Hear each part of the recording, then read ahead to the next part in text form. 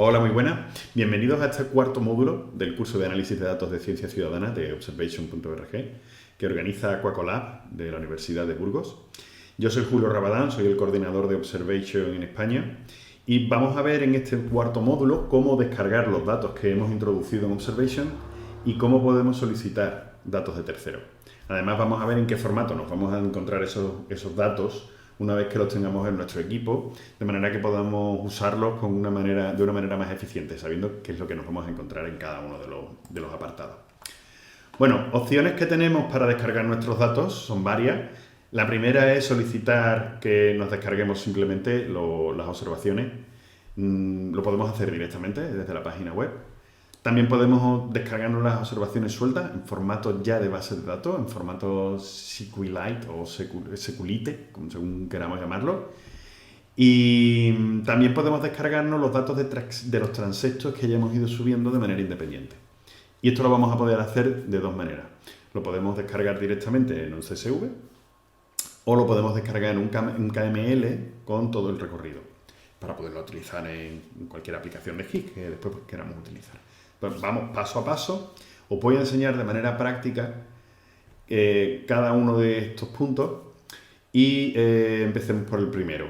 ¿Cómo nos descargamos las observaciones sueltas en formato CSV? Vamos a hacerlo con la página web actual de Observation, desde el portal internacional, que tiene una herramienta nueva que la verdad es que es bastante sencilla de usar. Os vamos a poner un ejemplo de cómo podemos filtrar, etcétera. Y a ver, vamos para adelante. Esto es el portal de Observation. Dentro del portal de Observation nosotros ya hemos visto que podemos explorar las observaciones de los demás y también podemos explorar nuestras observaciones yéndonos al menú de nuestro perfil y yendo a observaciones. Vamos a pinchar aquí y vamos a acceder al listado de las observaciones donde, como sabéis, podemos aplicar filtros para reducir este listado a las observaciones que a nosotros nos interesan. No vamos a poder descargarnos un CSV con las observaciones que veamos filtradas, pero sí nos podemos descargar un CSV con un filtro muchísimo más sencillo, pero que es suficiente. Si nos vamos al final de la página, encontramos una sección que se llama Exportar observaciones. Aquí podemos seleccionar la fecha de inicio, la fecha de fin, el grupo de especies por el que queremos filtrar, si nos interesa, podemos poner todos los grupos de especies, y el estado de validación en el que tenemos nuestras observaciones. Si queremos todas, pues ponemos todas, pero si quisiéramos filtrar por algún tipo de estatus de validación, pues lo podríamos hacer. En principio, vamos a poner la fecha que nos ponen de ejemplo y la de fin, que también nos ponen todo y todo. Y tenemos dos botones, uno que pone CSV y otro que pone SQLite. Pues vamos a darle a CSV primero, vamos a ver qué es lo que tenemos.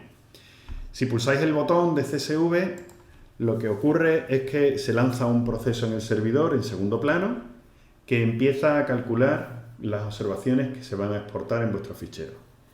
Una vez que esto esté terminado y el servidor haya puesto a disposición ya vuestro fichero, os aparece esto que acaba de aparecer en pantalla. Observaciones de Julio Rabadán, descargar. Y este botoncito verde te permite descargarlo. Si veis, os aparece el tamaño y una fecha a partir de la cual este fichero ya no estará disponible. Temporalmente ha sido almacenado en el servidor, pero esto va a desaparecer en la fecha que se indica. Si quiero acceder a las que todavía no han caducado, las observaciones que no han caducado, tengo aquí arriba a la derecha botoncito de mis exportaciones por si quisiera acceder a las que tengo yo por aquí en cola. Estas son las que he ido haciendo mientras estaba haciendo alguna prueba. Bueno, ya pulso el botón de descargar y me descargo el fichero. Ya lo tengo descargado. Voy a cerrar aquí. Y yo ya he hecho alguna descarga previa. Y ahora, esto está en formato CSV. Voy a volver a la presentación.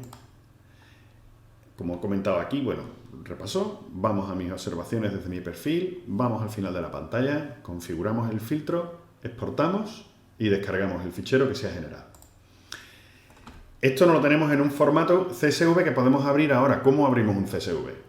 Bueno, se puede abrir directamente con R. Si algunos habéis trabajado con este entorno de trabajo, pues sabréis perfectamente el trabajo con un CSV. Es muy habitual en R. Podéis abrirlo directamente con algún programa de hoja de cálculo, como LibreOffice, OpenOffice o similar. También lo podéis intentar abrir con Excel, pero ojo, porque Excel trabaja muy mal con CSVs que no están en su formato de CSV y podemos tener problemas. Vamos a abrir el CSV y yo lo voy a abrir particularmente con LibreOffice para que veáis cómo se abre bien un CSV descargado de Observation con LibreOffice. ¿Por qué LibreOffice? Porque es gratuito y te permite trabajar prácticamente igual que con Excel. En este caso, lo que voy a hacer es irme a la carpeta de descargas de mi ordenador, voy a localizar el fichero del CSV que me acabo de descargar y le digo que lo quiero abrir con LibreOffice. Vuelvo a decir que lo abro con LibreOffice y veréis que me va a salir un mensajito aquí delante, que es en la pregunta de LibreOffice de cómo quieres abrir este fichero, cómo quieres importar este fichero de texto en una hoja de cálculo de LibreOffice. Es importante que seleccionéis los mismos parámetros que estáis viendo aquí ahora mismo en pantalla. El conjunto de caracteres de los ficheros CSV que se generan en Observation están en UTF-8. Este es el juego de caracteres internacional que, si no lo seleccionáis bien, hace que después aparezcan los acentos de maneras extrañas, con caracteres ahí raros, no salen bien las ñ. Eso pasa siempre cuando un conjunto de caracteres no se ha seleccionado adecuadamente. Hay que seleccionar Unicode UTF-8. El idioma hay que seleccionarlo de acuerdo no a lo que esté escrito o como esté escrito, porque lo que tenemos descargado va a estar en una mezcla de inglés, español y tal. Pero sobre todo aquí lo importante es seleccionar el conjunto de reglas internacionales que nos van a identificar, por ejemplo, los separadores de la coma decimal. En español se utiliza la coma, pero en Inglaterra se utiliza el punto para separar los decimales. Para poder importar correctamente tenemos que saber cómo vienen estos datos. Bueno, pues el CSV de Observation viene con el separador decimal con el punto. Así que seleccionamos un idioma, inglés, cualquiera de los anglosajones nos puede valer. En este caso yo he seleccionado inglés del Reino Unido, pero podría haber cogido el de Estados Unidos o el de Australia. Hago la importación desde la fila 1. El separador de campos en los CSVs que se descargan es la coma. Entonces marco la coma como separador de campo. Y si os fijáis, aquí aparecen ya los campos separados por columna, ¿vale? Si nos vamos al campo de la latitud y longitud, pues tenemos aquí un campo numérico y viene con el separador punto. Bueno, esto le damos a aceptar, ya está todo corregido y abrimos el fichero. Y aquí podemos ver, bueno, hay algunas columnas que están un poco chiquititas, las abrimos, que nos ha importado los datos correctamente. Tenemos las fechas bien. Tenemos los nombres bien, los acentos bien y tenemos los números decimales correctos. Yo tengo mi Excel en castellano, ha leído correctamente que eso era un número que estaba en inglés y le ha sustituido los puntos por las comas. Con lo cual yo tengo ya esto listo y en calidad para poder trabajar. ¿Ok? Bien. Esto es un CSV. Un CSV significa literalmente un conjunto de campos separados por coma, valores separados por coma. Entonces yo tengo que saber qué es cada columna y tengo en la primera fila un identificador, un nombre, que me va identificando qué es lo que hay en esa columna. ¿Qué significa cada columna? Pues lo vamos a ver ahora. En este caso, tenemos aquí una tabla enorme. Esto lo voy a poner a vuestra disposición para que podáis acceder a esta tabla. Y vamos a ir viendo en un Excel que tengo yo preparadito qué es cada una de estas cosas y qué significa. Bueno, vamos a ir en paralelo saltando de la hoja al Excel, a la hoja de cálculo con el listado de los campos para que podamos ir viendo qué es lo que significa cada cosa y cómo se ve. ¿Ok? Empezamos. La primera columna es el identificador de la observación. Esto es un identificador único para cada observación dentro de Observation. Lo podemos utilizar si necesitamos referenciar a una observación en concreto. Es más, es el numerito que nos aparece en la URL cuando vamos a la página web. Así que con este numerito lo sustituimos en el de cualquier observación y podemos ver el detalle. La fecha es la fecha a la que se ha hecho la observación. El formato es este. Es el formato ISO de las fechas, que es el año primero, luego el mes y luego el día. Así no hay problema. Si os fijáis, nos vamos al principio de nuestra hoja de observaciones y aquí la tenemos. La hora tampoco tiene mucha complejidad, es la hora en formato 24 horas. Created es la fecha a la que se creó la observación. Species name, como indico aquí, species name es el nombre común de la especie. En scientific name, como su nombre indica, el nombre científico de la especie. Y la columna family nos da el texto de la familia a la que pertenece la observación, la especie que hemos seleccionado, el taxón que hayamos seleccionado. Porque hay veces que nosotros no hemos seleccionado una especie, hemos seleccionado un taxón más alto o incluso hemos llegado a la subespecie. De hecho, el siguiente campo es subspecies type. Esto lo que nos dice es si es una especie, si es una subespecie, si es un agregado. Vamos a ver las distintas posibilidades aquí. El tipo de taxón tienes especies, cuando lo que hemos seleccionado es una especie. Subespecies, obviamente, su nombre indica. Varias especies, este campo quizás es el que sea más complejo, es cuando lo que tenemos aquí es un agregado taxonómico. Un agregado taxonómico que puede ser desde que es un campo multiespecie. Observation soporta multiespecie, porque podemos estar viendo un vencejo, por ejemplo, y no saber si es pálido o es un vencejo común. Y tiene una entrada que es un agregado taxonómico de Apus apus, Apus pallidus, separado por una barrita diagonal. Pues también podemos meter un género, porque es género spec, como vimos en el módulo anterior, o la familia, etc. También podemos haber introducido un híbrido o una forma, que es otro tipo de taxón, o lo que tenemos es un taxón que en realidad no está considerado como una especie, sino que es un sinónimo de otra especie o de otra familia, entonces lo marcamos como sinónimo. Esta columna no puede tener otros valores salvo estos, así que ya sabéis más o menos qué significan cada uno de estos valores. Si tenéis alguna pregunta más, la podéis mandar por supuesto al correo electrónico y os explicaremos o la preguntáis en el chat. La siguiente columna es el Species Group, que es el grupo taxonómico, de los grupos taxonómicos que tiene Observation, que son muy grandes algunos y otros son más afinados, pero bueno, esta columna puede que nos resulte interesante. Y aquí están los posibles valores, que estos son los valores que están disponibles dentro de Observation. ¿Okay? Luego tenemos el número de individuos, la columna number, y el sexo. Number es el número de los individuos que se ha observado, y el sexo, que se utilizan 3 códigos para el sexo, tal como aparece aquí: U, F y M. U desconocido, F es hembra y M es macho. Life stage, que es la siguiente columna, nos indica el estadio vital, o la edad del individuo que se está observando.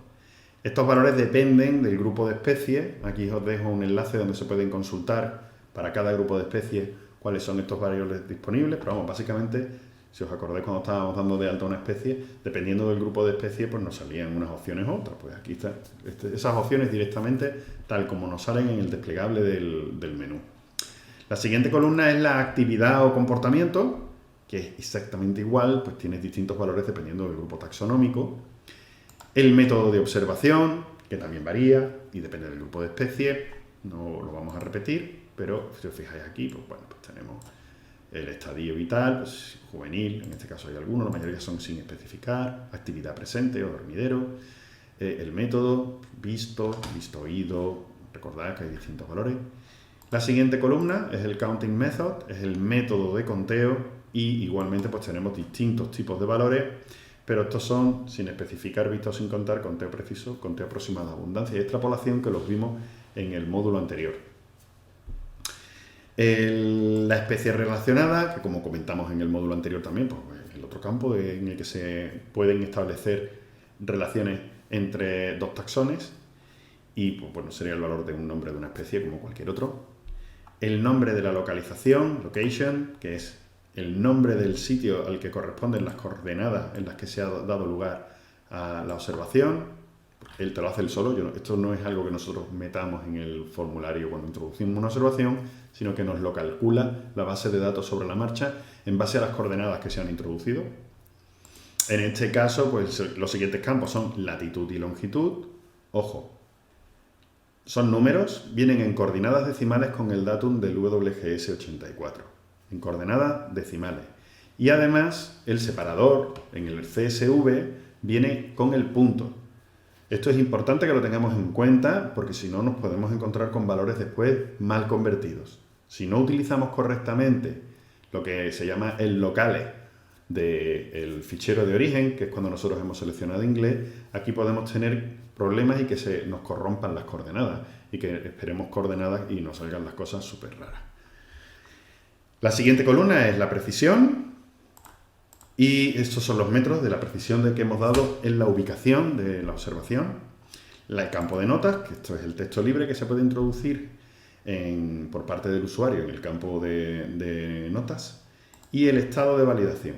¿Esto qué es? Pues lo que os acordáis cuando estábamos viendo la pantalla de las observaciones en el módulo anterior, que veíamos los distintos tipos de estado de validación que puede tener una observación, pues aquí nos lo indica. De manera que podemos saber, filtrar incluso, por qué observaciones nos han rechazado, nos han validado, o no solo nosotros, porque estos campos también son comunes para las observaciones que nos vamos a descargar de terceros, pues también podemos filtrar y decir, venga, yo solamente quiero las observaciones que han sido aprobadas de una manera u otra. Tenéis una serie de códigos, OAJNPUI, que son los valores posibles, y aquí tenemos la descripción de cada uno de los valores. Observación sin evaluar por un experto, aprobada automáticamente en base al conocimiento previo que tenemos en la plataforma, aprobada manualmente por un experto, marcada como incorrecta por un experto, aprobada por un experto pero basado en conocimientos previos, o sea, no tiene pruebas, sino que ha sido aprobada de una manera específica en base a que confía en el observador o que sabe que está ese individuo allí. Observación con dudas, que no se puede validar apropiadamente, o observación bajo estudio. Estos valores son los que después se traducen en los iconitos con los distintos colores y tal que vimos en su momento. Tenemos una columna substrato, que es utilizada solamente para setas y hongos, en lo que nos indica las condiciones en las que se ha encontrado ese hongo, sobre qué sustrato se ha encontrado ese hongo. Tiene una serie de valores que son bastante extensos y que se pueden seleccionar de un listado desplegable, igual que se seleccionan los de métodos de conteo, etc. Sí, vamos aquí a avanzar un poco, porque lo estoy hablando en el listado, pero no lo estáis viendo aquí en la hoja. Bueno, el campo de notas es gigantesco y aquí tenemos ya estado de validación, substrato. La siguiente columna, is certain, es si está hecha la observación con seguridad, si el observador está seguro de la observación. Is escape es si el observador considera que es un animal que no es silvestre, sino que se ha escapado. Obscurity, que es el grado de imprecisión que le damos a la ubicación para que lo vea un tercero. Esto se mide en kilómetros y puede ser 0, 1, 10, 50, 100 y tiene unos valores fijados por la base de datos y en función de ese grado de inexactitud aparecen unos listados o aparecen otros o no aparecen en ningún sitio. En este caso nosotros esto no lo introducimos porque nosotros tenemos solamente dos posibilidades, 0 o 1, pero si la observación está protegida por alguna de las reglas de seguridad que tiene la propia plataforma, pues nos aparecerán datos mayores. Tampoco nos afecta en sí a la observación, sino que simplemente un poco para saber en qué grado está protegida una observación en concreto. Embargo date, la fecha de embargo, que es la fecha hasta que la observación está oculta al público y solo la puedo ver yo o el propietario de la observación. Luego tenemos un campo muy peculiar que es el external reference. Este campo lo tenemos también en el formulario y podemos introducir un número, un código, un texto que nos haga referencia al valor de esta observación en otra base de datos, con un cuaderno de campo, o imaginaros que es una muestra, lo que se está metiendo, el dato de una muestra, pues si tiene esa muestra un identificador, pues se pone aquí. Esto es lo que nos vamos a encontrar en este campo. Y luego tenemos dos columnas que nos indican si la observación va acompañada de fotos y si va acompañada de sonidos. Volvemos a la imagen, aquí a la tabla primera de importación, has fotos, has sounds. Los valores originales son true, false, pero el LibreOffice me los ha convertido a verdadero o falso, los ha traducido a castellano. Y por último, el enlace a la observación dentro de la plataforma. Así que si yo quiero ver el detalle de esta observación, porque veo algo raro, los comentarios del administrador, qué es lo que ha pasado, directamente puedo pinchar aquí Copio esta URL, me la llevo al navegador y ya podría ver la observación. Por ejemplo, vamos a coger esta misma. Me voy a mi navegador, abro una pestaña nueva, pego, y aquí tengo los datos de esta observación de cholitejo patinegro. Pues aquí se pueden ver todos los detalles y si hubiera algún tipo de conversación entre los administradores o tal, pues lo veríamos, ¿vale? Bueno, esto es el formato de CSV. Es muy importante este formato porque es el que se va a utilizar en general, estos valores, esta estructura de columnas, también cuando nos descarguemos datos de terceros. Aunque cambie un pelín el formato, pero básicamente igual. Y el sistema de apertura de los ficheros, cómo abrirlo con LibreOffice correctamente, exactamente igual. Después, si vosotros estáis acostumbrados a trabajar con Excel, Excel también tiene un sistema de importar los ficheros, pero es un poquito más complicadillo. A mí me gusta mucho más trabajar con LibreOffice, soy así de peculiar, pero también si queréis lo abréis con LibreOffice, lo grabáis en formato Excel y os olvidáis del tema del LibreOffice y seguís con vuestra plataforma de trabajo particular. Continuemos, volvamos a la presentación. Recordamos la descarga de datos propios en formato CSV con campos columnas. Ya sabemos qué significa cada campo dentro de nuestro CSV, pero recordemos que teníamos otra forma de descargarnos el fichero. Hemos elegido el CSV, pero al lado había otro botoncito que nos permitía descargarnos la base de datos en un formato que se llamaba SQLite. ¿Eso qué es? Eso es una base de datos. SQLite es un motor de base de datos muy sencillito que nos permite acceder a la información de una manera estructurada ya. No es simplemente un campo de columna, una tabla.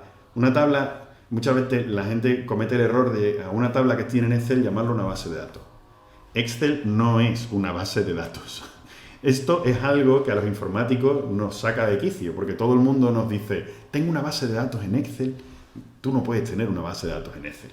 Excel es una tabla de datos continua. Pero si tú llamas a algo una base de datos, tienes que tener la información normalizada.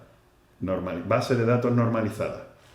Normalización de bases de datos. Mirad el último enlace, es súper interesante, os puede sonar a chino mandarín, pero básicamente lo que quiere decir es que toda la información se trata de poner de una manera lo más ordenada posible. No se repiten los valores de texto y en vez de tener una sola tabla, tenemos muchas tablas que se relacionan entre ellas. Por eso decimos que esto de SQLite es una base de datos real.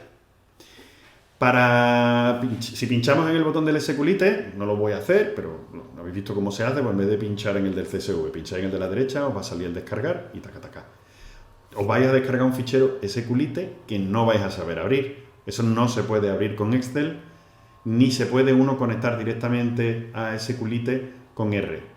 Necesitáis unas herramientas que veremos en el próximo o en el siguiente módulo, pero sí que podemos ver el contenido de qué es lo que hay dentro del SQLite con una aplicación de abrir bases de datos que se llama, por ejemplo, TheBeaver. Esta es una que es gratuita, funciona bastante bien. No os voy a explicar aquí cómo se instala ni cómo se utiliza porque se nos iría el tiempo de este módulo. Pero sí que os voy a enseñar qué es el contenido que nos encontramos dentro de una base de datos del SQLite, tal como nos la hemos descargado. Como he comentado, dentro de la base de datos vamos a tener varias tablas. Imaginaros que son las hojas de un libro Excel. En el libro que nosotros nos hemos descargado en CSV tenemos una sola hoja, un solo CSV, con el listado de todas las observaciones, pero en cada columna se repiten ciertos valores siempre igual. Por ejemplo, la especie. La especie Passer domesticus, se escribe el nombre de Passer domesticus en cada columna. Esto puede dar lugar a errores o que si cambia el nombre de la especie de Passer domesticus tengamos que ir buscando en nuestra base de datos todos los nombres que han ido cambiando y por qué. Esto se da todos los días, que un nombre cambia de masculino a femenino y le tienen que cambiar el epíteto al nombre de la especie. Bueno, pues esto, si tienes una base de datos estructurada, lo que tienes es una tabla con los nombres de las especies y una tabla con las observaciones, relacionas una tabla con la otra y si tienes que cambiar el nombre de una especie, lo cambias en una celda en un sitio. ¿Lo habéis entendido? Este es el tema de la normalización de las bases de datos, tampoco voy a profundizar demasiado, pero bueno, por ahí van los tiros. Las tablas que tenemos en la base de datos de nuestras observaciones van asociadas a las columnas estas en las que hemos visto que había varios valores posibles y que esos valores estaban estructurados, y sobre todo en las que hay una serie de valores más o menos fijos que tenemos de referencia en otras tablas. Entonces, tenemos una tabla de actividad, que es el comportamiento, las distintas opciones estas que nos salían, el estadio, los distintos estadios o edades que tenemos en las posibilidades, las localizaciones o ubicaciones donde está hecha la observación, este campo de texto con el nombre del sitio asociado a unas coordenadas. Tenemos una tabla muy especial que es metadato, que simplemente es un poquito de información acerca de la exportación que se ha realizado. Tenemos la tabla de observaciones, observation, que ahí tenemos prácticamente los mismos campos que veíamos en el CSV, pero los valores, en vez de estar ahí metidos, muchos están asociados a estas otras tablas que estamos viendo. Tenemos la tabla de species groups, en la que tenemos los nombres de los grupos taxonómicos, las species type, que son los tipos de taxones, substrato, que es el tipo de sustrato, y validation status, que es el estado de validación. Y por lo que estoy viendo, aquí se me ha olvidado incluir una tabla, que es la de especie, pero os lo vamos a ver directamente en la aplicación. Tengo abierto ya el DBWeaver con el SQLite conectado, de manera que voy a ver cómo me traigo yo cómo puedo ver el contenido de la base de datos que me he descargado. Fijaros que quizás es muy pequeñito, no sé si lo estáis viendo al detalle, pero aquí tengo, dentro de mis conexiones, ya he cargado la importación de base de datos de Observation. Muy sencillo, básicamente seleccionar el fichero, crear una nueva conexión, decirle que es una conexión de SQLite y enganchas al fichero que te has descargado. Y yo cuando abro, lo que veo es que tengo una opción de tablas. Voy a mirar las tablas que tengo aquí y veo todas las tablas que hemos estado viendo en la presentación, ¿vale? Para ver el contenido de las tablas me voy a ir a la tabla gorda. La tabla gorda donde está todo es la tabla Observation, que es muy parecida en su contenido al Excel. Pero fijaros que en la columna Species, en vez de aparecerme el nombre de la especie, me aparece un número. Este número es el identificador de la especie, y si quiero saber a qué especie corresponde, me tengo que ir a la tabla Species. Esto puede parecer un engorro, pero en realidad la propia aplicación nos permite hacer filtros y trabajar de una manera mucho más rápida de esta manera. O sea que esto, sobre todo si trabajamos después con herramientas de análisis, es muchísimo más potente que trabajar directamente con las tablas de CSV. De verdad, lo hizo un informático. Pero por lo demás ya veis que todas las columnas son prácticamente las mismas que las que teníamos en el Excel. Lo único que nos va a cambiar es la latitud y la longitud, que nos las encontramos agrupadas en un solo campo de texto, en la que tenemos un objeto que se llama JSON, pero bueno, aquí están las coordenadas metidas, tampoco vamos a entrar en más detalle. El caso es que aquí lo tenéis, datos de validación, estado de validación, todo exactamente igual. Y si queremos saber qué especie es la 637, pues nos vamos aquí a la Species y aquí tenemos el identificador que podemos filtrar y decir, a ver, la 637, y después aquí tenemos, a ver, vamos a aplicar el filtro. Pues mira, es el Sympetrum fons columbini, pues esta es la especie Colombi, fons colombi. Pues esta es la especie 637. Esto se puede hacer para que, cruzando las distintas tablas, directamente obtengamos como resultado lo mismo que vemos en el Excel. Pero esto será otro día y en otro curso de trabajo de bases de datos. No quiero tampoco profundizar. Probablemente alguno de vosotros sí que tenga conocimientos de bases de datos y esto le esté sonando a lo más básico. Pero supongo que muchos de vosotros no han trabajado nunca con una base de datos, por eso estoy explicando esto a este nivel. Es bastante común trabajar así, de esta manera. Requiere un poquito de esfuerzo al principio, pero luego es muy agradecido. Pues una vez que tenemos ya claras cuáles son las tablas con las que estamos trabajando, ahora vamos a ver cómo podemos descargarnos información que no es nuestra, porque es muy fácil acceder a la información que tenemos nosotros directamente de la página web, pero ¿y de los demás? Si quiero todas las observaciones de una especie en concreto, o quiero todas las observaciones de especies en un área en concreto. Nos han pedido de todo, nosotros nos llegan peticiones diariamente de diverso tipo Y normalmente las peticiones pues, son de lo más diversas. Hay gente que nos pide especies de mamíferos marinos en el Atlántico Norte, o hay gente que te dice quiero saber toda la fauna que hay en el Valle del Guadalquivir en Córdoba. Pues este tipo de peticiones son las que recibimos diariamente. Vosotros podéis hacerla también. Lo único que tenéis que hacer es escribir a info@observation.org y meter estos 3 elementos que aparecen aquí en el cuerpo del texto. Motivo para el que vais a utilizar esos datos para un proyecto, para una consultoría, ¿para qué? ¿Qué entidad es la que está apoyándoos en este proyecto? Si esto es para un uso personal, si estamos dentro de una asociación ecologista, si esto es un equipo de investigación que pertenece a la universidad, vosotros a qué pertenecen. Y luego, por último, nosotros os vamos a solicitar que cumpláis y que aceptéis los términos y condiciones que aparecen en la página web. Son muy sencillos y básicamente lo que consisten en que no se pueden vender los datos se pueden utilizar solamente para el objetivo que se ha incluido en el correo electrónico con el que se solicitó la información, y además que siempre debe referenciarse a Observation de una manera u otra para que los datos siempre se sepa que han salido de ahí.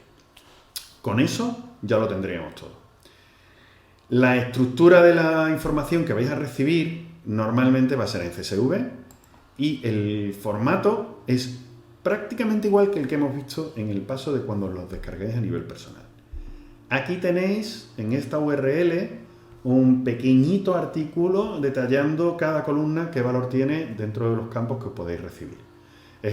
A lo mejor vais a recibir campos un poquito más amplios en el que se va a incluir información sobre el identificador del observador y algún detalle más, pero básicamente la información es la misma porque lo que estáis accediendo es al detalle de la información. Bueno, pues ya hemos visto el primer punto, cómo se obtienen observaciones sueltas en CSV, cómo se obtienen observaciones sueltas en formato SQLite, y hemos visto cómo se obtienen observaciones sueltas en CSV de otros usuarios. Pero nos falta saber cómo nos descargamos datos de transectos y conteos en distintos formatos. Os lo voy a enseñar de una manera práctica. Esto lo vamos a ver directamente sobre la página web. Tenemos aquí que hacer un pequeño truco, porque la página web nueva todavía no tiene la funcionalidad para descargarnos los datos de los transectos y conteos. ¿Qué es lo que tenemos que hacer? Para acceder a esta funcionalidad debemos ir a la página web antigua. Y la manera de acceder es directamente desde la página web nueva. Podemos pinchar en la opción de menú de sitio antiguo. Aquí vamos a tener acceso al portal internacional de Observation tal como lo vemos cuando estábamos en él y estamos logados. Este portal es el portal internacional, no es la página de Observation en España, que también podríamos acceder a la página de spain.observation.org y podríamos ver nuestra información en el portal antiguo, porque el portal de España todavía está funcionando con el portal antiguo. ¿Cómo descargo aquí información sobre mis transectos? Pues muy sencillo. Me voy a My Observation, me voy a My Transects y aquí accedo a un listado en el que veo todos los transectos que he hecho, incluyendo el número de listas que hay, etc. Puedo incluso verlos directamente sobre el mapa, pinchando sobre el dibujito del mapa, por ejemplo, aquí tengo uno de ellos. O puedo acceder al detalle de las listas que hay dentro de cada uno de estos transectos. Entonces, vamos a pinchar, por ejemplo, este tiene 6 listas, la verdad es que podría ser interesante, ¿no? Vamos a pinchar aquí a ver qué pasa. Bueno, aquí tengo un transecto que yo he realizado en el que tengo 6 listas, porque las listas se realizan por cada uno de los grupos taxonómicos que he estado muestreando. Si quiero acceder a la información detallada de cada uno de los transectos, puedo pinchar sobre el número del transecto identificador. Si quiero exportar directamente ya la información en formato de Excel, puedo pinchar sobre el iconito de Excel. Y se me descarga el fichero CSV con el contenido de esta lista. Ya lo tengo, así de fácil. Si quiero hacer algo un poquito más elaborado, puedo pinchar sobre el número, accedo al detalle de la observación, del transecto, perdón, y aquí tenemos nuestro recorrido pintado sobre el mapa. Y aquí justo a la derecha del mapita me deja descargármelo como KML o descargarme el mismo Excel que hemos visto antes. Aquí tengo más información sobre la hora de inicio, la de fin, velocidad general, etc. Esto es muy interesante cuando estáis trabajando, si de una manera profesional queréis ver los datos o procesar los datos de alguno de los transectos que habéis hecho. Bueno, pues aquí está cómo trabajar y cómo descargaros estos transectos de vuestro proyecto, estudio o simplemente de vuestros paseos. Aquí en el menú de la derecha, fijaros que tenéis mis listas y mis transectos. Si pinchamos en mis listas, exactamente igual volvemos rápidamente al listado de todas las listas que tenemos, sin tener que ir navegando una por una, ¿vale? Y aquí tenemos todas nuestras listas y podemos directamente también descargarlas. Si queremos borrarlas, pues las podemos borrar, etc. Pues el formato de los ficheros que os descargáis es muy parecido al de los CSV, así que podéis utilizar la misma información que hemos visto en el apartado de los CSV para mirarlo aquí. Y los KML pues los podéis abrir con cualquier programa que procese KML, desde QGIS, ArcGIS o incluso el Google Earth. Pues con esta recomendación hemos terminado. Vamos a venir delante y os recuerdo que si tenéis cualquier duda podéis escribirla ahora mismo en el chat y intentaremos responderla, o nos podéis escribir en info@observation.org. Pues muchísimas gracias y nos vemos en el siguiente módulo del curso.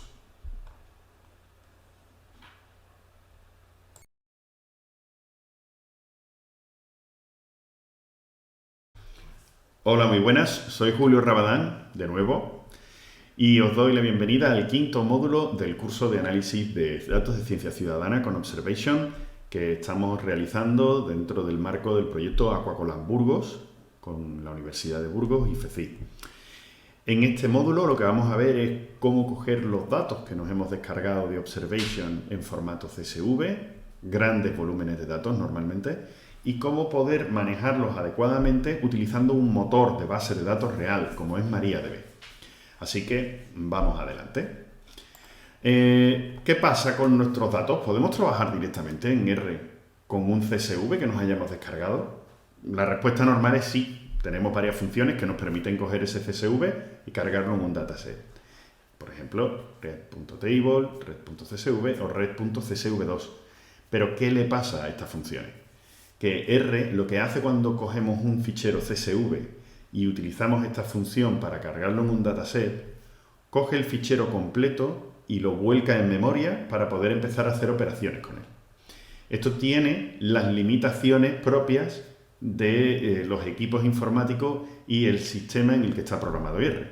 Con lo cual, esta respuesta es sí cuando tenemos paquetes de datos pequeños. Pero en cuanto empezamos a trabajar con volúmenes de datos muy grandes, la cosa se puede complicar y muchísimo. Así que vamos a ver primero qué es lo que ocurre. No voy a poneros aquí al detalle de cuáles son las tripas de R y por qué empieza a fallar cuando empezamos a trabajar con grandes volúmenes de datos, pero os recomiendo que si tenéis un tiempo libre le echéis un vistazo a esta charla, está en inglés, o a este enlace que está aquí abajo, en el que podéis ver cómo trabajar con R con grandes volúmenes de datos y las distintas posibilidades que se ofrecen para trabajar con Big Data. En este caso, el principal problema, como hablábamos, pues es la incorporación de todo ese dataset en memoria, pero también tenemos incluso problemas de, aunque el volumen de datos no sea muy grande, tenemos que cada índice, cada elemento de nuestro listado necesita un número interno y ni siquiera trabajando con enteros de 64 bits, más allá de cierta cantidad de registros, se agotan. Entonces, sí, para datasets pequeños, pero ¿qué es un dataset pequeño? Bueno, un dataset pequeño es aquel que consideramos que ocupa menos de 1 giga. Esto en condiciones normales es lo que os vais a encontrar cuando os descarguéis datos de ciencia ciudadana, pero si pedís datos muy genéricos, podéis llegar a tener mucho más de 1 gigabyte. Dependiendo de este tipo de volumen, podemos clasificar los paquetes en paquetes de tamaño pequeño cuando son menos de 1 giga, paquetes de tamaño mediano entre 2 y 10 gigas y paquetes grandes cuando son de más de 10 gigas. Cuando tenemos paquetes pequeños, en general de menos de 1 gigabyte, podemos trabajar con R, pero pasado cierto volumen vamos a ver que tenemos serios problemas porque se nos va el rendimiento. El script tarda muchísimo, cualquier trabajo que vayamos a realizar sobre los datos va a ser muy laboroso para la aplicación, porque R no es un motor de base de datos. No está optimizado para indexar, manipular, cortar y trabajar con grandes volúmenes de datos. Si tenemos incluso un dataset de lo que nosotros llamamos pequeño, que no debe tener problema R para manejarlo por las condiciones que trabaja con la memoria, sin embargo podemos tener serios problemas de rendimiento que desaparecen si utilizamos otras estrategias. Para los datos de tamaño mediano, de 2 y 10 gigas, estamos hablando de tamaños de paquetes muy grandes, aunque nosotros lo llamemos mediano, pero en el mundo de Big Data, entre 2 y 10 gigas no es nada. Esto no funciona, simplemente es que R directamente no puede trabajar con estos paquetes a no ser que empecemos a hacer ciertos trucos. Instalaremos versiones de 64 bits, le ampliemos la cantidad de memoria que podamos trabajar, etcétera, etcétera. Así, pues bueno, podemos llegar a incluso operar con paquetes de entre 2 y 10 gigas, pero el rendimiento será muchísimo peor que el que teníamos ya con paquetes de 1 giga, con lo cual nos vamos a encontrar con serios problemas a la hora de realizar y de ejecutar nuestros X. Y por supuesto, para paquetes grandes de más de 10 GB, olvídate, directamente no se puede trabajar con CSVs de más de 10 GB con R. Vamos a tener que tirar de otras soluciones. Esas soluciones son varias. La primera, la más básica, cuando tenemos un paquete grande, incluso para los paquetes que nosotros llamamos pequeños, de 1 GB, la estrategia más sencilla es la de divide y vencerás. Pártelo en trocitos, intenta limpiar las columnas que no vayas a utilizar, quítate de en medio los registros de alguna manera que no vayas a usar. Y esta, digamos que es la manera más sencilla y que supone pues, preparar los datos de una manera previa a nuestro trabajo para quedarnos solamente con aquella información que nosotros vamos a utilizar. Esto nos va a venir muy bien para aligerar la carga de memoria que va a necesitar R, y en un momento dado, incluso con un dataset que de origen tenía 1 giga o 2, nos podemos quedar con un dataset de 500 megas o menos. Esto es una muy buena idea en cualquier caso.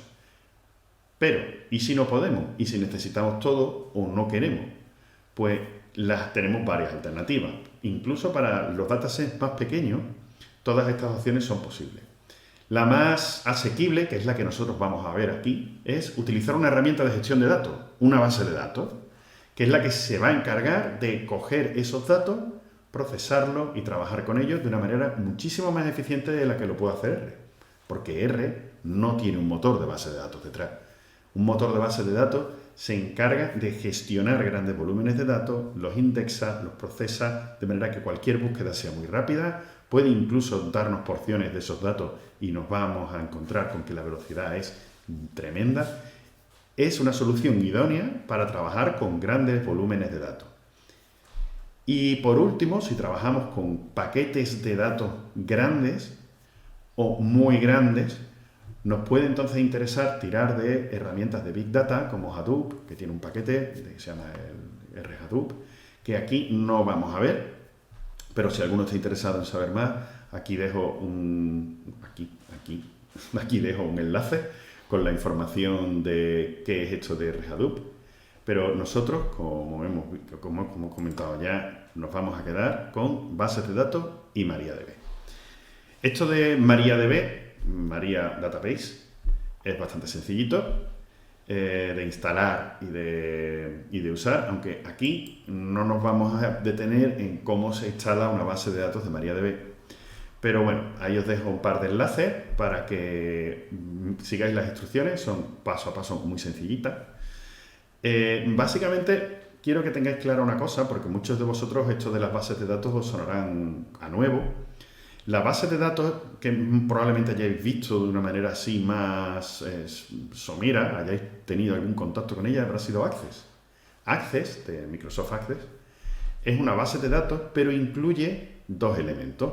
Por detrás tiene el motor de base de datos y luego tiene el interfaz gráfico, el cómo nos vemos los datos, dónde pinchamos en las tablas para verlos.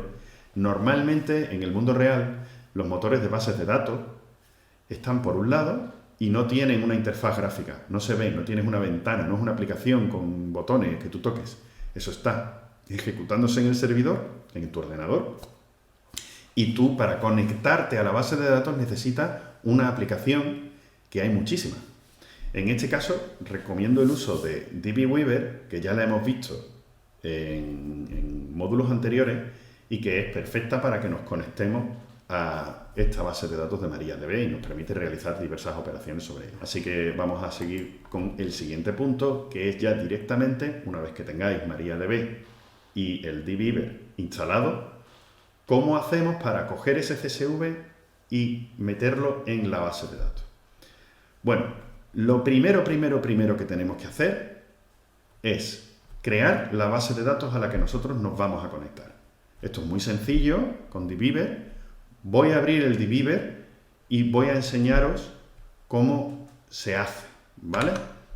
En este caso, me voy aquí a DBeaver. Si os fijáis, yo ya tengo preparada una conexión al servidor mío local, que está aquí a la izquierda. Y en las bases de datos, en databases, no hay nada, la tengo vacía. Esto es lo que veréis si acabáis de hacer una instalación de la MariaDB y os habéis conectado.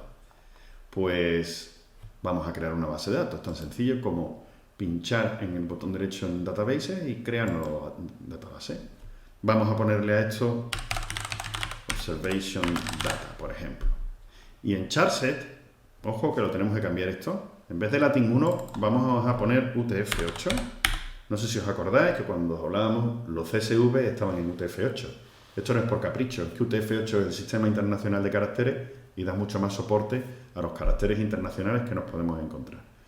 Así que lo ponemos en UTF-8 y le damos a aceptar. Ya tenemos nuestra base de datos creada. Aquí aparece Observation Data. Pero, si pinchamos, está vacío, obviamente. Si pinchamos en las tablas, no hay ninguna tabla. Una base de datos es un conjunto de tablas. Imaginaros que cada tabla es como una hoja de un libro Excel. En este caso, pues nosotros no tenemos nada porque no hemos creado nada. ¿Qué es lo que tenemos que hacer? Pues primero tenemos ahora que crear una tabla para alojar los datos. Esa tabla tiene que tener las mismas columnas que tiene nuestra hoja Excel. Es decir, tenemos que crear un campo por cada una de las columnas del CSV. A veces digo Excel, pero me estoy refiriendo al CSV, ¿ok? Las tablas se componen de campos y cada campo es como una especie de cajita en la que tú vas a meter un valor, pero está restringido lo que puedes meter ahí, a diferencia de una celda, de una hoja de cálculo en la que puedes escribir cualquier cosa, a lo mejor le das un formato. Dentro de un campo, de una tabla, en una base de datos, solamente se puede poner un tipo de dato. Entonces tendremos que crear, dentro de nuestra tabla, una estructura de esa tabla y después crear registros, y cada registro sería el equivalente a una fila de nuestra tabla CSV, de nuestro Excel, y se irían creando registros por cada una de ellas. Y nosotros lo que vamos a hacer aquí es crear esa tabla modelo sobre la que vamos a incorporar la información. Esto lo podríamos hacer campo a campo, porque es muy sencillo desde el DBeaver, meter aquí, pulsa botón derecho, le das a crear nueva tabla, le ponemos un nombre y ahora aquí podemos empezar a agregar columnas a nuestra tabla. Crear nueva columna y le vamos diciendo pues el tipo de datos, que tenemos una serie de tipos de datos aquí establecidos y tal. Esto es laborioso, además vosotros tampoco conocéis mucho los tipos de datos disponibles y tal, así que yo ya esto lo he hecho y he preparado un ficherito que está a disposición de vosotros, en el que tenéis toda la instrucción SQL para generar la tabla donde vamos a almacenar nuestros datos. Voy a no guardar los cambios, mi tabla desaparece. Entonces, todas las instrucciones, todo esto de construir tablas, crear campos, etcétera, todo se hace mediante sentencias SQL. SQL es el lenguaje de programación de las bases de datos. Con lo cual, yo lo que voy a hacer es crear la tabla donde voy a almacenar los datos directamente con una sentencia SQL, que es la que os he dejado en el ficherillo observation.sql. Si pincho aquí, en SQL, se me abre un editor y lo que hago es que voy a coger, esta es la sentencia SQL que yo he construido, con la que se crea la tabla, con cada una de las filas de aquí es una de las columnas, en el que estoy diciendo cómo se llama, el tipo y alguna característica más. Cojo, la copio, la pego, le doy a ejecutar, esto lo tenéis que hacer vosotros también. Y directamente se me ha creado la tabla. Si es todo correcto, me va a decir que no ha habido ningún tipo de error y listo. Y lo que pasa es que aquí todavía no la veo. Tengo que darle a renovar o pulsar F5 y ya sí que tengo aquí mi tabla Observation Data con un montón de columnas en las que cada columna corresponde a una de las columnas del Excel. Esto es lo que se llaman campos. Voy a cerrar aquí el script. No quiero guardar el script. Si hago doble clic en Observation Data, se me abre el formulario de las propiedades de la tabla, pero si pincho en datos, ahora mismo está vacía, porque no hemos hecho nada más que crear el esqueleto, la estructura donde vamos a meter la información, pero todavía no le hemos metido la información. Vamos a hacer el siguiente paso. Una vez que tenemos preparada la información, la estructura de la información en la base de datos, ahora necesitamos coger el CSV y meterlo dentro de la base de datos. Os dejo aquí un enlace en el que hay un pequeño tutorial súper sencillo con unos pantallazos en el que podéis seguir para hacer la importación, pero vamos a hacerlo ahora directamente en vídeo y vais a ver que es súper sencillo. ¿Cómo se hace con dbeaver la importación de datos desde un CSV? Vamos a hacer lo que es muy sencillo.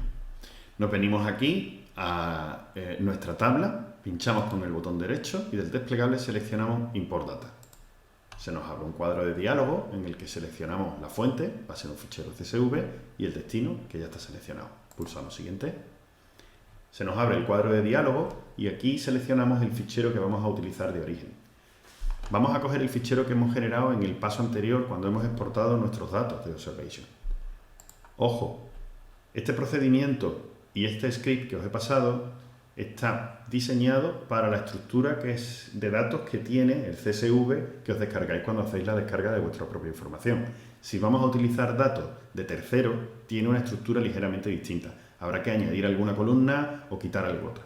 Si tenéis cualquier problema, no os preocupéis, que nos podéis escribir a info@observation.org y os echamos una mano con la importación de datos.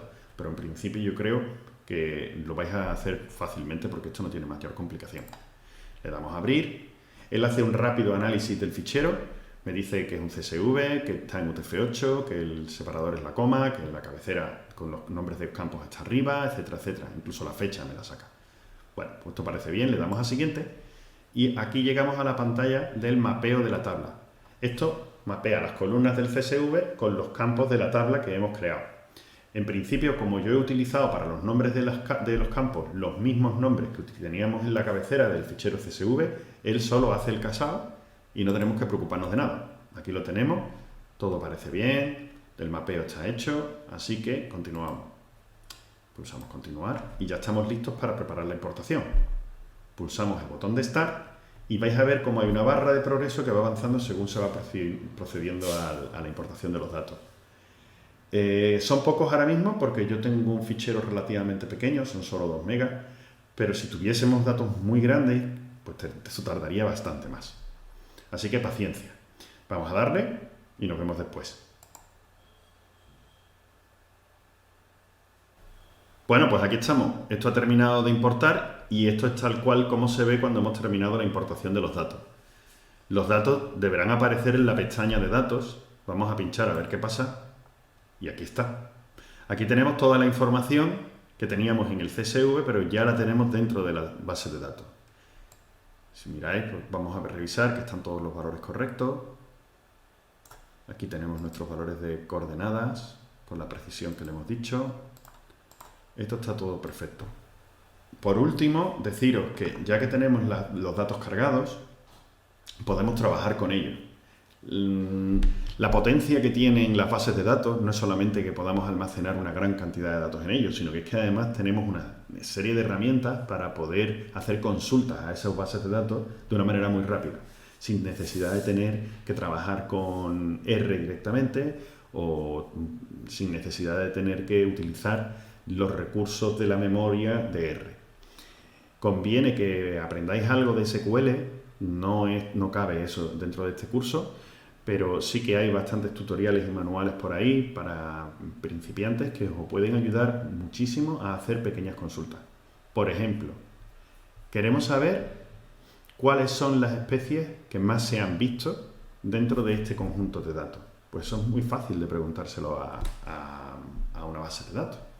Para hacerlo podemos utilizar el editor de SQL, tenemos aquí arriba, otra vez utilizamos, este es el mismo que hemos utilizado para crear las tablas, pero ahora vamos a utilizar las sentencias SQL para hacer consultas. Entonces, utilizamos el idioma parecido al lenguaje humano, aunque tiene su truco. Select. Y le voy a decir que quiero de observation data, quiero el campo scientific name. Y además quiero que me los cuente como veces, que le vamos a llamar, de la tabla observation data.observation, y lo que voy a hacer es agruparlos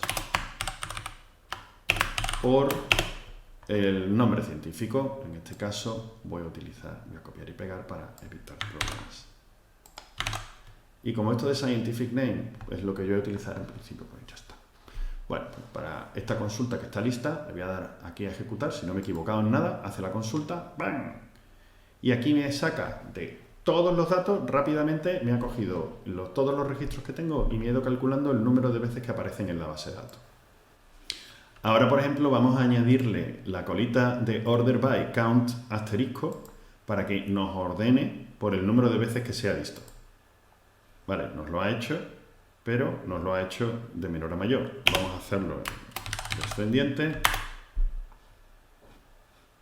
y le damos a ejecutar.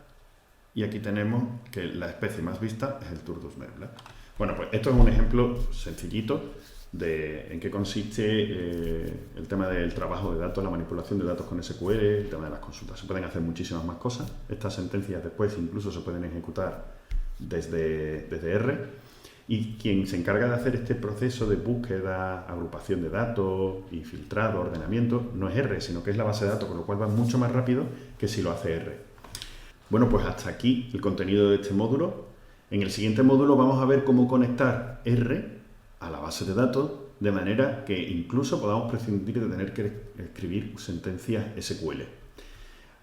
De esta manera va a trabajar siempre la base de datos a la hora de hacer búsqueda y R no va a tener que manejar grandes volúmenes de información. El rendimiento va a ser mucho mayor y nosotros vamos a tardar mucho menos en recoger los resultados de los scripts nuestros de R. Bueno, en cualquier caso, si tenéis alguna duda sobre el contenido de nuestro módulo actual, ya os recuerdo que tenéis a vuestra disposición el correo electrónico de info@observation.org, el chat en el que podéis hacer algunas de las preguntas y espero que os haya gustado. Pues nos vemos en el siguiente y último módulo. Saludos.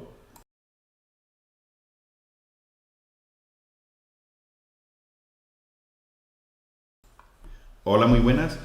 Bienvenidos al último de los módulos del curso de análisis de datos de Ciencia Ciudadana con Observation.org que estamos realizando con Aquacolab Burgos, gracias a la Universidad de Burgos y el FECIT. En este último módulo vamos a ver finalmente cómo conectamos nuestra base de datos directamente desde R, de manera que no tengamos que trabajar con grandes paquetes de CSV que al final terminamos metiendo un montón de información en memoria y a veces, como hemos visto en el módulo anterior, pues eso es imposible de manejar. Este módulo va a ser eminentemente práctico. Vamos a trabajar con R y vamos a ver las distintas soluciones que tenemos para conectarnos a la base de datos de MariaDB que creamos en el paso anterior. Todo el código que vamos a ver en este módulo lo voy a dejar a vuestra disposición para que lo descarguéis. De todas maneras es bastante sencillo y si tenéis algo de soltura con R podéis ir, mientras estáis viendo esta presentación, ustedes ir haciendo alguna prueba. Supongamos que tenéis ya vuestro servidor de MariaDB o vuestra base de datos en cualquier otro formato y que queréis conectaros con ella utilizando alguno de los dos mecanismos que vamos a ver. Sería sencillo y simplemente pues, es ir siguiendo los pasos. Vamos a R. En este caso yo he preparado un proyecto que es el que os voy a dejar.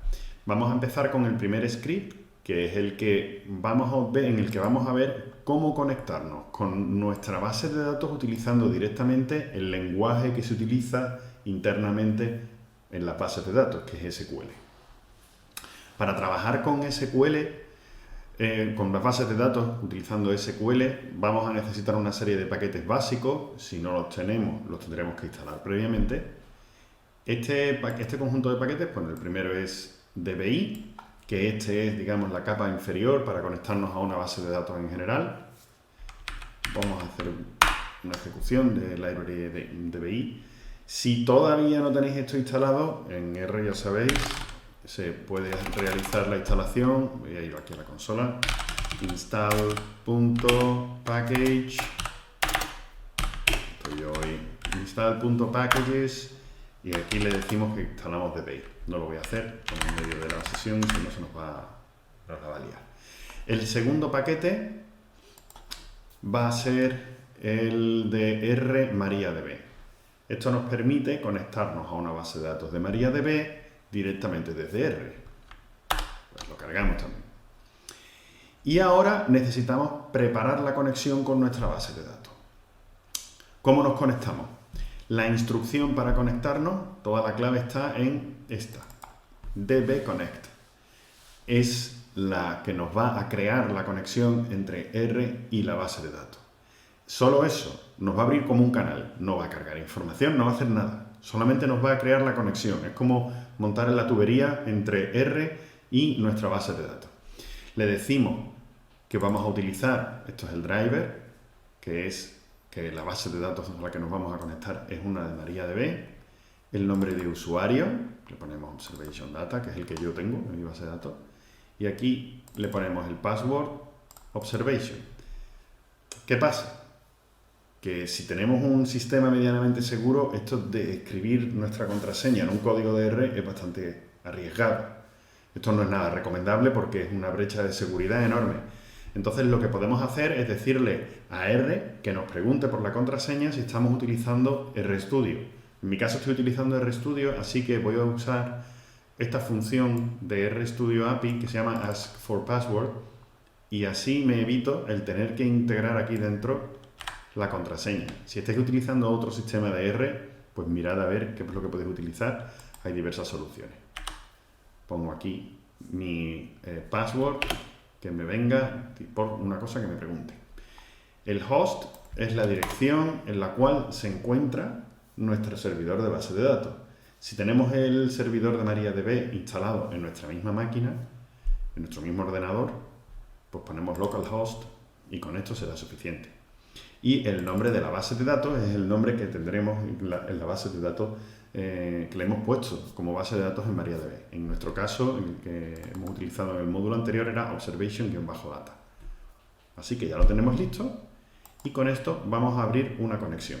Ejecutamos la línea y me pregunta por la contraseña.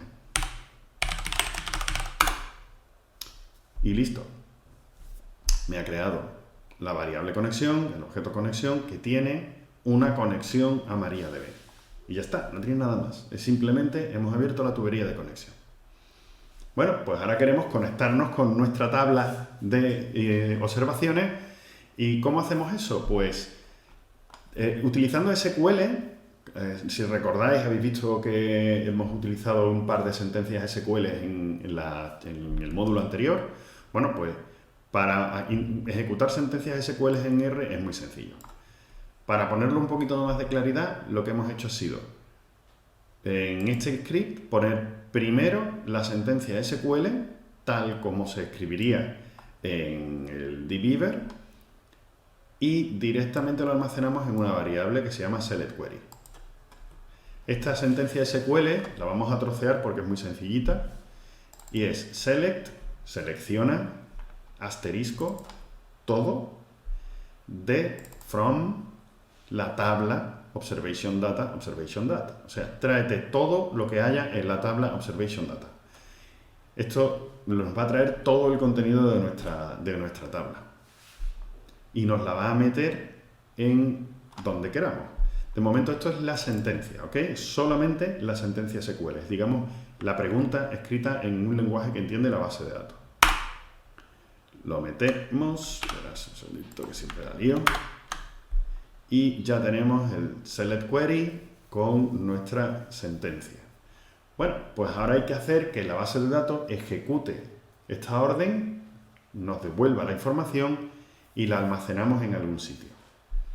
Pues para eso utilizamos la sentencia db-getQuery, que lo que va a hacer es, utilizando la conexión que nosotros le hemos creado, esta tubería entre la base de datos y R, va a ejecutar sobre esa conexión la sentencia en SQL que nosotros le digamos. En este caso, la conexión es conexión y select query la sentencia que acabamos de crear. Bueno, y la va a meter en full dataset.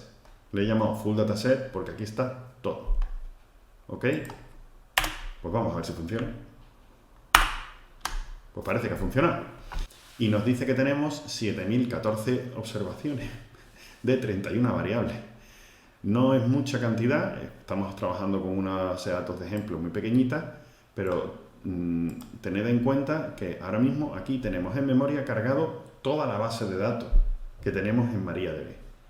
Obviamente esta no era nuestra idea, porque para eso lo cargamos desde el CSV. Directamente cargamos todos los datos del CSV en memoria y ya está. Esta no es la intención que nosotros teníamos a la hora de utilizar una base de datos y poder sacarle provecho. Cierto es que es mucho mejor esto que otras soluciones, pero bueno, por lo menos intentaríamos darle una vuelta de tuerca, porque si nosotros ahora podemos empezar con este dataset a hacer filtrado, a hacer cambios de variables, etcétera, pues no habría problema, lo podríamos utilizar, pero como hemos dicho en la presentación anterior, si tenemos un gran volumen vamos a tener problemas serios. Ok, entonces vamos a empezar a aprender cómo podemos hacer estas operaciones en la base de datos directamente sin tener que trabajar en R con todo el dataset de memoria. Bueno, pues vamos a aprender pasito a pasito. Primero, cómo se hace un filtrado en la base de datos. Bueno, esto no quiere ser un curso de SQL, pero como hay ciertas cosas de SQL que creo que son súper sencillas y que os va a interesar mucho aprender, pues en este caso las vamos a ver. ¿Cómo filtro?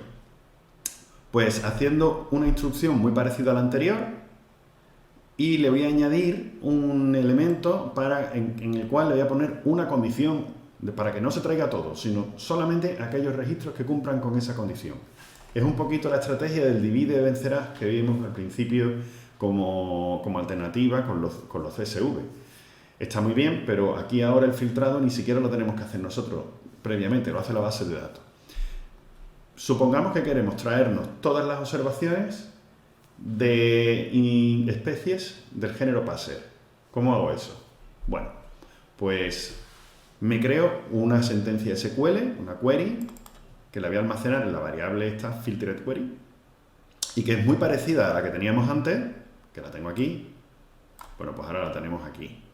Select, selecciona, asterisco, todo, de observation-data, observation data, y aquí tenemos la condición que le hemos puesto. Where, donde se cumpla algo. Donde, y lo que se tiene que cumplir es lo siguiente.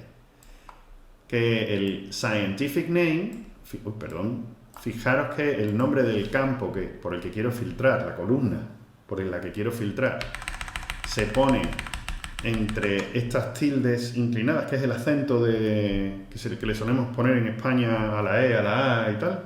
Bueno, pues con eso se ponen entre comillas simple, que es entre tilde, el nombre de la columna. En este caso es la columna Scientific Name, con la que nosotros queremos trabajar, y la condición es que Scientific Name sea como, like, y ahora pongo entre comillas simples la condición, que empiece por Passer. Passer y tanto por ciento. Tanto por ciento en bases de datos es una cadena, lo que sea, un comodín. ¿Vale? Entonces, toda esta sentencia la pongo entre comillas Y esto es lo que yo le voy a mandar a la base de datos para que lo ejecute.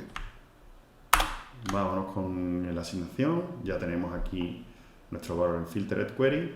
Y ahora, exactamente igual que antes, vamos a hacer una llamada a dbGetQuery con la conexión que nosotros tenemos abierta y le voy a pasar la sentencia a ejecutar que sea filtered query.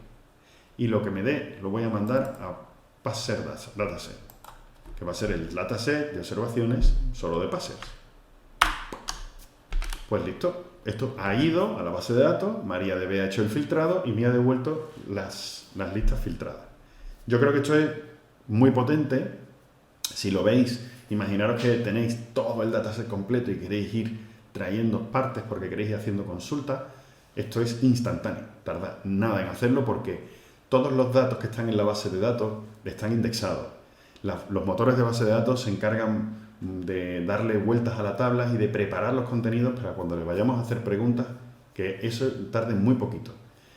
Y estamos aprovechando todo el poder que nos está dando esto. Cuando estamos hablando de 7.000 filas no vamos a notar mucho, pero cuando tenemos 7 millones de filas sí que vamos a notar una gran diferencia. Pero claro, como hemos visto, esto hace lo mismo. O sea, se va a la base de datos, se trae X mil registros, 100, 1 o millones, y nos los devuelve a R, que los tiene que almacenar en memoria para poder trabajar con ellos.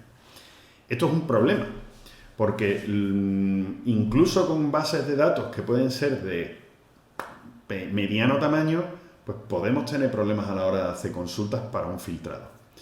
Porque nos tenemos que traer el dataset completo. Y a lo mejor nosotros después tenemos que recorrer ese dataset para hacer algún tipo de cálculo. Solución. Bueno, pues no. Las conexiones a las bases de datos, este tubo que tenemos nosotros aquí conectando R con MariaDB, nos permiten hacer una cosa, y es, cuando yo ejecuto una sentencia SQL, los datos se quedan en la base de datos y a mí me devuelve un recurso, una especie de aval que me dice, usted tiene por aquí una sentencia SQL que ha ejecutado. Si quiere algo más, vaya pidiéndolo, pero esto de momento se queda en la base de datos. Entonces, con eso os voy a enseñar cómo podemos trabajar. En vez de utilizar la sentencia getQuery, vamos a utilizar la sentencia sendQuery, que lo que hace es que la envía a la base de datos, pero no me devuelve los resultados, sino que me va a devolver un recurso que es nuestro papelito indicando que tenemos por ahí un conjunto de resultados. Pues, ¿cómo se ejecuta? Igual que el DB sendQuery, le pasamos nuestra consulta filtrada y ahora ya tenemos en resource result, no tenemos nuestro dataset, sino que tenemos un objeto que apunta a nuestro conjunto de resultados. ¿Veis? Lo tenemos aquí. Si yo lo despliego, pues tengo una serie de variables y otra serie de valores, pero no tengo mis datos. Entonces, ventaja, no estoy consumiendo memoria, todo se ha quedado allí, R sigue trabajando ligerito y ahora puedo hacer de todo. Por ejemplo, me lo puedo traer de 10 en 10 y hacer operaciones de 10 en 10, me lo puedo traer 1 a 1, 20 en 20, de 100 en 100, lo que queramos. En este caso, mirad, lo que he hecho aquí es que he creado un bucle que lo que utilizo la función dbHashCompleted, que es básicamente hasta que no se ha completado el recurso de los resultados, yo lo que voy a hacer es, con dbFetch me estoy trayendo resultados de la base de datos de resource result, que es este aval, y le digo que me traiga 10 nada más, no que se los traiga todos. Y los meto en chunk. Y ahora lo que voy a hacer es imprimir el número de filas que hay en chunk, pero en chunk lo que voy a tener es realmente un dataset. Así que voy a ejecutar esta sentencia y vais a ver lo que nos vamos a encontrar. Se ha traído, mirad, un montón de elementos, los 218 en concreto, se los ha traído de 10 en 10, bla, bla, bla, y el último se trae 8 porque ya no hay más. Y en ese momento la instrucción dbHashCompleted me dice que ya no hay más, así que fuera, se sale y ya termina la ejecución del código que está dentro del while. Aquí podemos hacer un montón de operaciones, si queremos hacer sumas, si queremos agrupar, si queremos calcular, computar o hacer cosas complejas, pues las podemos meter aquí dentro y hacemos lo que queramos. ¿Qué pasa? Que bueno, estamos utilizando R, aún así, recorriendo todos los elementos para hacer cálculos que en realidad también podríamos hacer en la base de datos. Y delegamos ciertas tareas computacionales, en vez de hacerlas dentro de R, las hacemos en la base de datos, que como hemos dicho, tiene un montón de herramientas internas para estructurar la información, indexarla, de manera que cualquier tipo de operación de agrupamientos o cruzada de datos, etcétera, está bastante más optimizada que si se hace desde aquí. Vamos a darle una vuelta de tuerca y vamos a mirar cómo hacemos una consulta un poquito más compleja. Vamos a coger las observaciones y las vamos a agrupar por nombre científico. Y después vamos a calcular cuántas observaciones hay de cada uno de esos nombres científicos. Esto lo hicimos directamente en el módulo anterior, cuando os enseñé que se podían ejecutar sentencias SQL directamente, pues esto es lo mismo. Cogemos y lo vamos a meter aquí en Computed Query, nuestra sentencia select, que lo que nos dice es, coge el nombre científico, que está aquí, cuenta cuántas veces aparece y lo vamos a llamar esto veces. Del contenido de la data de la tabla Observation Data, el contenido lo vamos a agrupar por el nombre científico, obviamente, y además lo vamos a ordenar descendentemente por este número de veces que aparezca.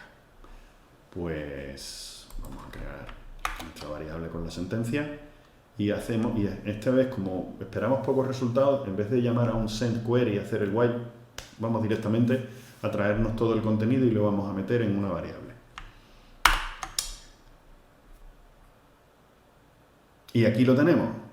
Nuestro computed dataset nos ha dado un warning diciendo que cancela la anterior, porque hemos dejado por ahí alguna sentencia abierta, efectivamente, lo teníamos el anterior. Y ya tenemos nuestro computed dataset, que lo podemos ver aquí. Vamos a pinchar en la tabla y lo que vemos es nuestros nombres científicos y nuestras veces. Y además nos lo ha ordenado descendentemente por el número de veces. Tenemos 851 especies. ¿Veis? Que va cargando. Bueno, esto ha hecho todo el cómputo del agrupamiento y tal, lo ha hecho en la base de datos. R no ha hecho nada. R lo único que ha hecho ha sido coger estas 851 resultados y se los ha traído. Como comprenderéis, son muchos menos. O sea, ha aligerado bastante la carga que tiene R en la base de datos. Bueno, pues siguiente vuelta de tuerca. Vamos a complicar un poquillo más la escena. Y ahora no solamente vamos a contar, sino que además vamos a hacer cálculos de algunas variables. Pues podemos complicarlo un poquillo más y calcular máximo, podemos calcular mínimo, podemos hacer media, podemos hacer bastantes cosas. No os voy aquí a poner todo lo que se puede hacer con R, porque ya hemos dicho que este no es el objetivo del curso. Pero bueno, si sabéis algo de R, yo de todas maneras os animo a que eventualmente aprendáis, SQL. Eventualmente aprendáis SQL, porque realmente os va a venir muy bien para trabajar con datos en bases de datos. Bueno, pues aquí lo que tenemos es una sentencia computed 2 query, que es un poquito más complicada porque es muy parecida a la de arriba, pero le he añadido aquí el mínimo del mes de la fecha como mes mínimo y el máximo del mes de la fecha como el mes máximo. ¿Qué es lo que va a hacer esto? Pues me va a calcular el número de veces que se ha observado cada una de las especies y además me va a decir el primer mes del año y el último del año en el que aparece. De manera que me va a dar la fenología en meses automáticamente. Y pues nada, el resto de la sentencia es exactamente igual. De la tabla Observation Data, agrupando por el nombre científico y en orden descendente por el número de veces que se ha visto. Bueno, pues lo vamos a ejecutar. Y ejecuto igualmente lo que voy a hacer es cargar el dataset directamente de la base de datos. Y ya lo tengo en Computed 2, le echamos un vistazo. Y aquí lo tenemos.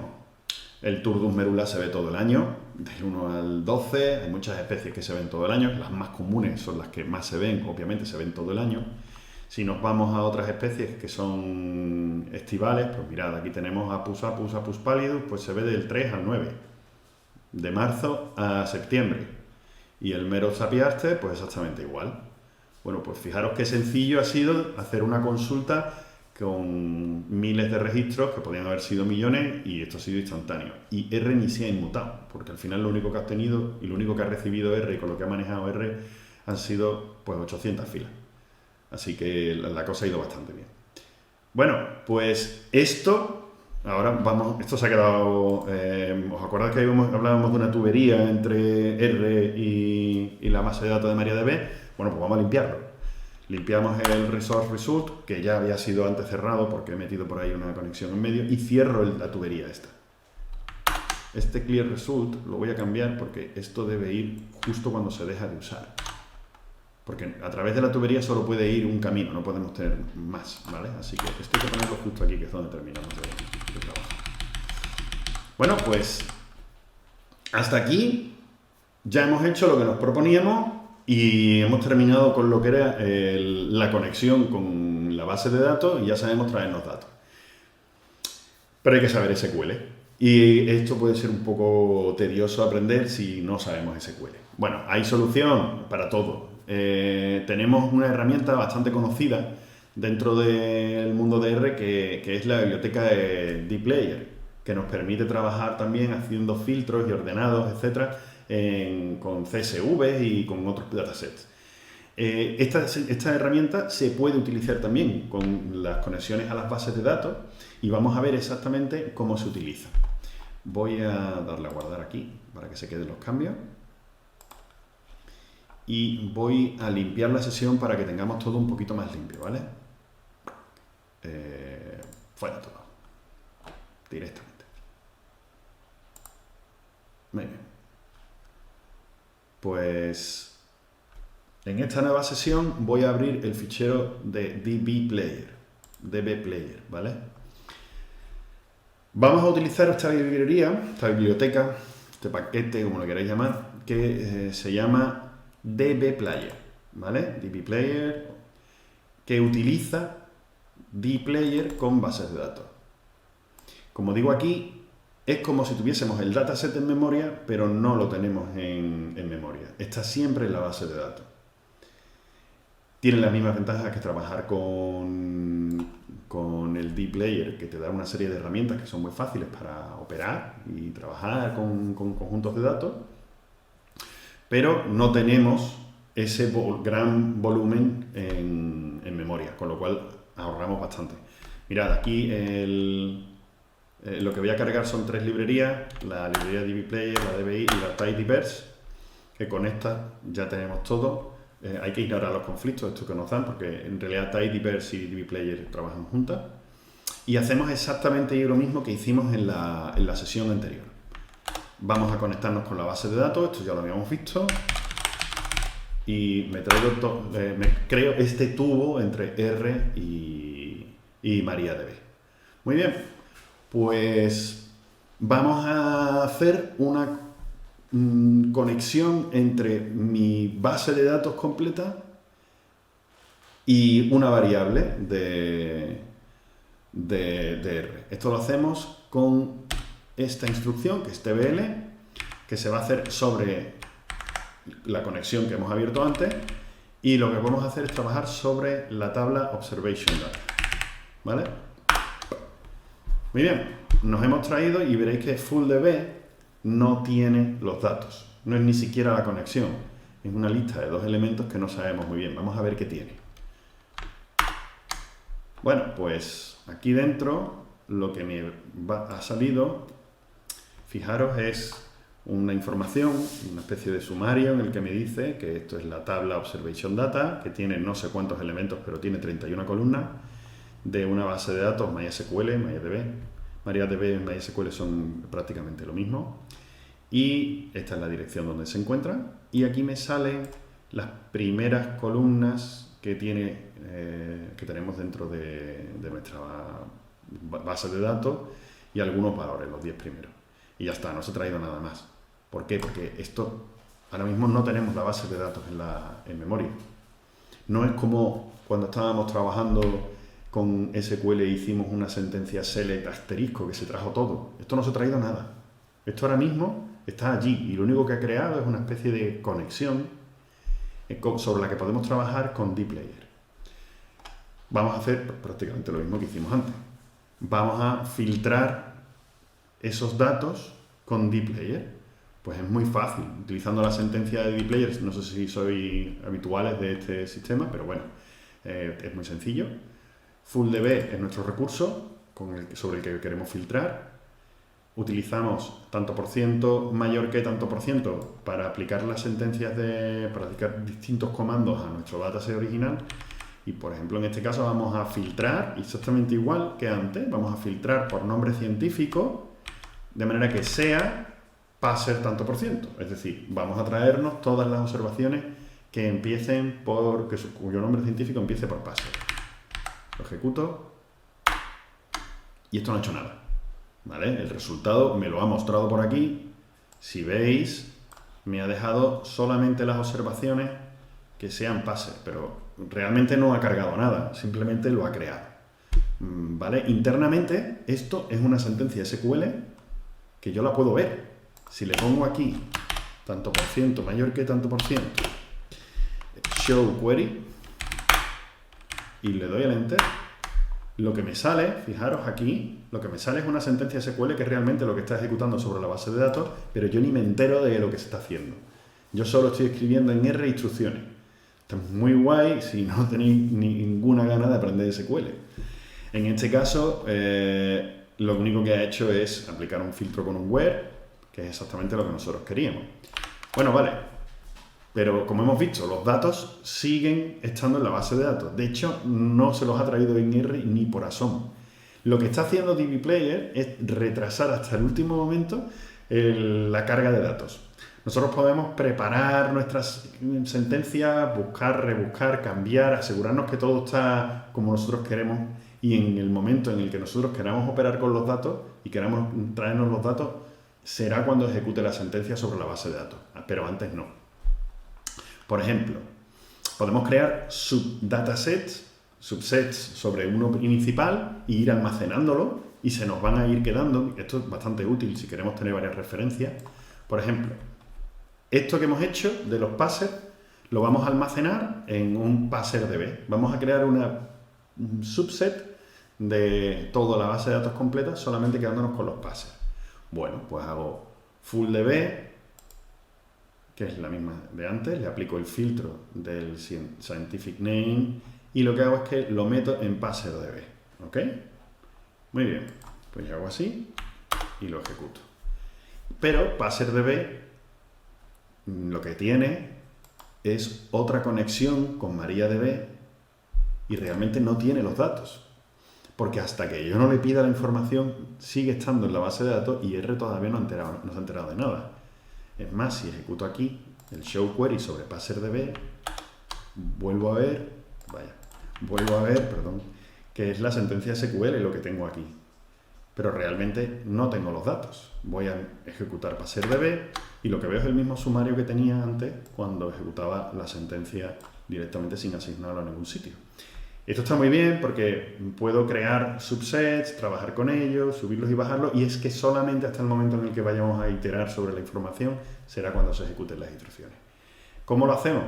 Pues cuando queremos traérnoslo todo, sobre un subset le aplicamos la instrucción collect. Entonces sí que nos vamos a traer los datos.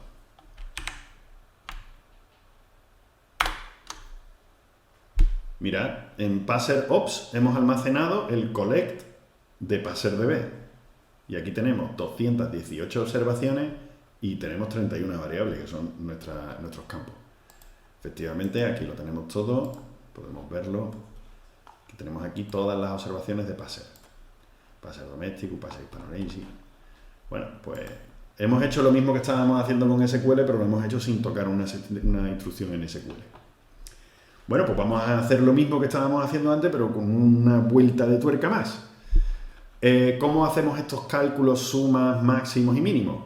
Pues de una manera muy parecida a la que tenemos en SQL. dbPlayer nos ofrece sentencias como el group by, el summarize, etc. Pues vamos a hacerlo. ¿Cómo nos traemos el número de veces que se han visto todas las especies? A lo mejor esto os resulta más intuitivo si estáis acostumbrados a trabajar con R que SQL. Traemos el FullDB, nuestro dataset completo, y decimos que nos lo agrupe, que haga un group by por scientific name. Y que el resultado lo que haga es que le aplique un summarize de manera que cree una nueva variable que se llame veces, que va a ser igual al número de veces que aparece cada uno de los registros. Y lo ejecuto.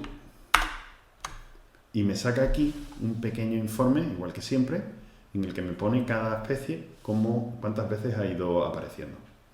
Bueno, pues con esto podría ya trabajar. Podría hacer un collect y podría empezar a operar. Vamos a darle la siguiente vuelta de tuerca final y este ya es un poquito más complicado, ¿vale? Aquí vamos a ver algo más de código, pero es también bastante sencillo. Vamos a coger y vamos a añadirle el tema de la fenología. El primer mes que se ve y segundo mes que se ve. Esto, como siempre en informática, hay varias maneras de hacerlo, pero yo creo que esta es bastante sencilla. Aplico FullDB, que es mi dataset, y le aplico el mutate. Al dataset le hago un mutate de manera que voy a crear una nueva columna que se llama mes, en la que voy a meter la función month de la base de datos sobre la columna date. Esto lo que hace es que me trae el mes de la fecha y lo voy a meter en la variable mes. Si yo hiciera nada más que esto, lo que vería sería mi dataset con esa variable. Pero voy a seguir y le voy a hacer lo que estábamos haciendo antes.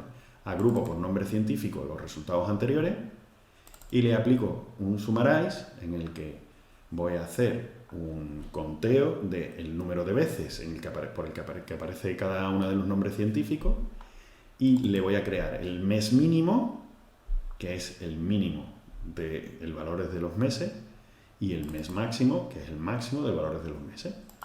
Pues muy bien, pues lo ejecuto. Y me da un warning por las funciones min y max, que puedo ignorar totalmente, porque lo que me está queriendo decir aquí es que, bueno, que los valores que están vacíos, pues siempre se ignoran cuando estamos en SQL, con lo cual a nosotros nos da igual. Pero fijaros lo que tengo aquí. Tengo el nombre científico, el número de veces que se ha visto, el mes mínimo en el que se ha visto y el mes máximo en el que se ha visto. Bueno, pues he hecho lo mismo que estaba haciendo con SQL, pero sin tocar SQL con R. Si queréis saber más de todo esto del DB Player, tenéis más información en esta dirección. Y si ya sabéis SQL y queréis aprovechar el poder que da DB Player para escribir código sin tener que escribir SQL, podéis mirar en esta dirección, que también tenéis bastante documentación. Se pueden hacer muchas cosas con DB Player.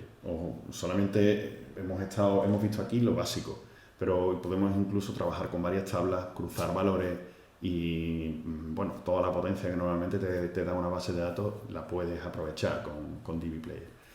Así que nada más, os animo a echarle un vistacillo y aquí termina el curso.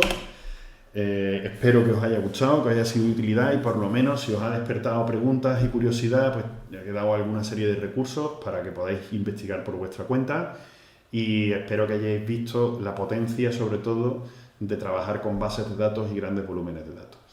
Pues quedo a vuestra disposición en la dirección de contacto de info@observation.org y espero que os sea de utilidad todo esto que he intentado transmitiros en este curso. Muchísimas gracias a todos, muchísimas gracias a la Universidad de Burgos y al proyecto Aquacolab por dar la oportunidad de que demos esta formación. Un saludo y muchas gracias. Chao.